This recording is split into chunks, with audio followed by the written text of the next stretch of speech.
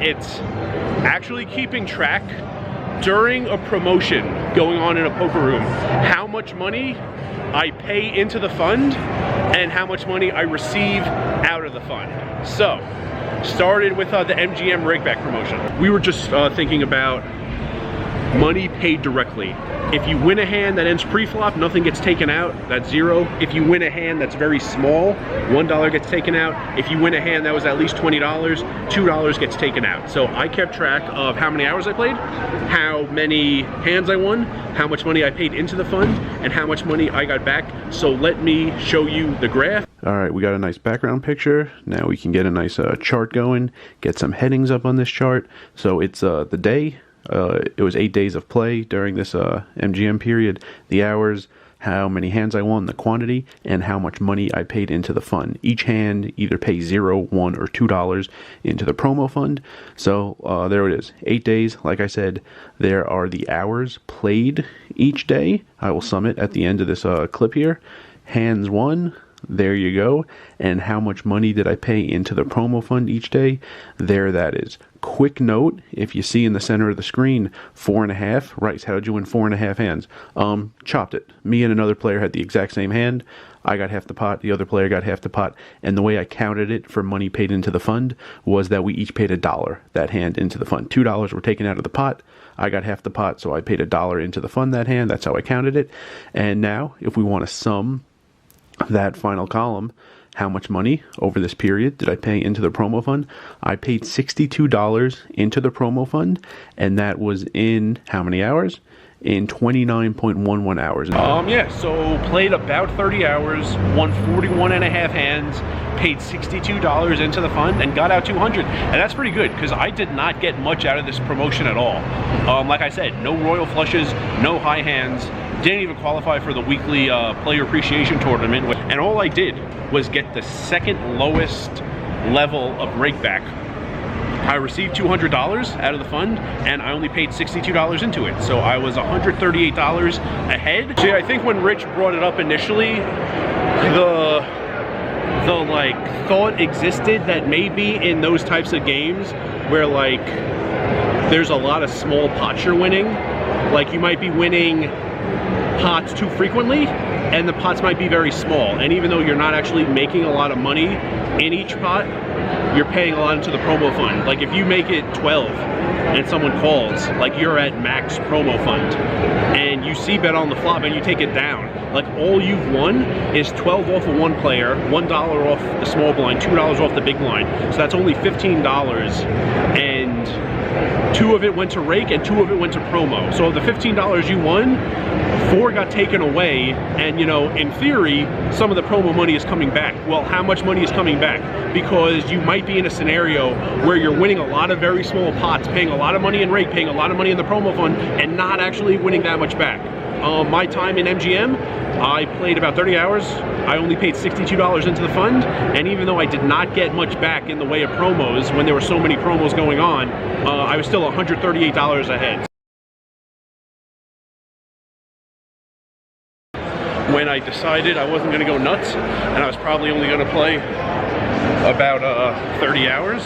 30 hours is what it takes to qualify for 2 Bally's player appreciation tournaments. So I decided to count for my recent 2 player appreciation tournament stretches in Bally's, which is also about 30 hours. So let me show you the charts and show you all the money that I paid into it, and then I'll come back here into Paris in the hallway and explain the rest.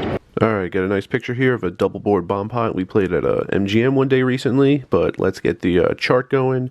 Gonna need some headings, same headings as yesterday. How many days I played, the hours played, the hands won, the quantity, and the money paid into the promo fund, how many dollars.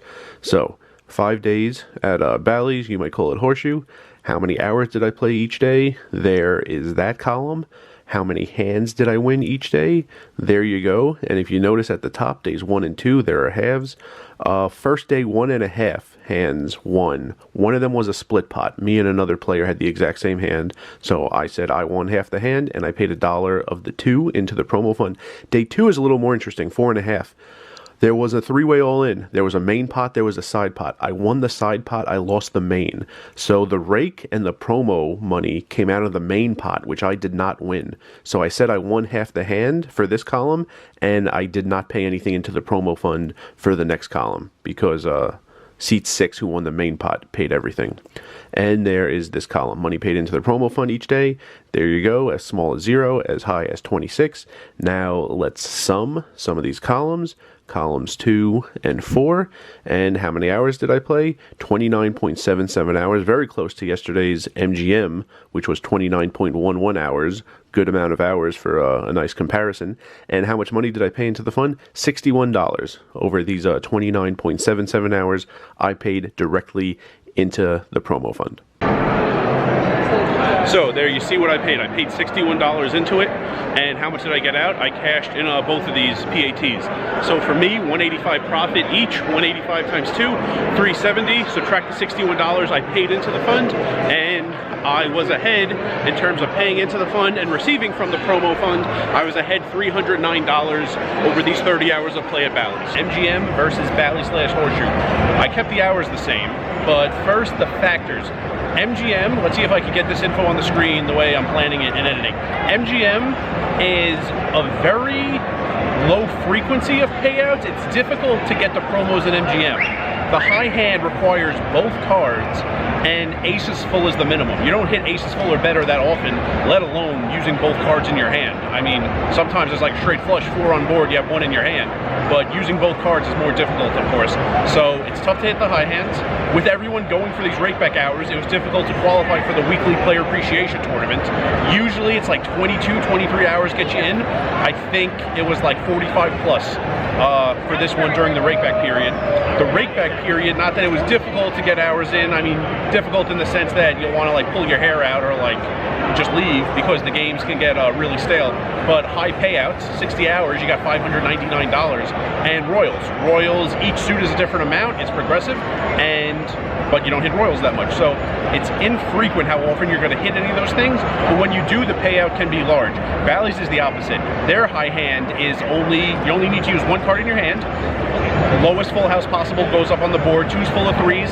That high hand has hit. There have been rollovers.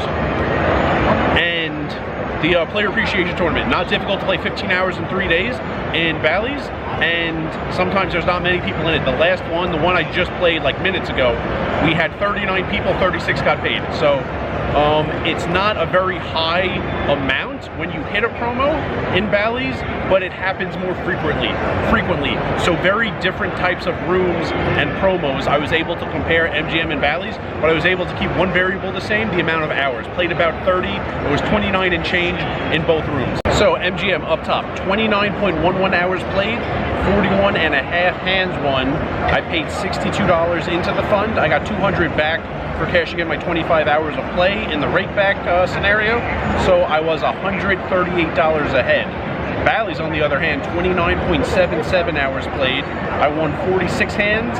I paid $61 into the fund, and I got back 185 plus 185. 185 for each player appreciation tournament, $370. So I was $309 ahead. Promo money received versus promo money paid. So there it is on the screen. You could compare both. This video is not really like which one is better. The original question from Rich was like, there was a thought that maybe in these types of games, during these types of promos, someone might be winning so many very small pots that it's not worth it. So in neither room was that the case for me this time. I understand it's a small sample, but it didn't happen this time. You know what I think was helping me? I think a lot of the smaller pots I won had $0 paid into the promo fund. So if a hand in either room ends pre-flop, no money gets taken in rake, no money gets taken in promo dollars either.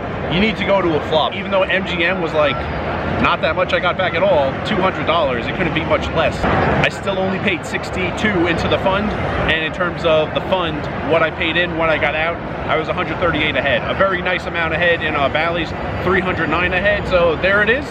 Counted for 30 hours in each room, gave you the MGM numbers, gave you the Bally's numbers, and gave you the comparison, and that's that. And this guy might want to play this machine, so I'm going to get out of here. And remember, rice is a spoon food.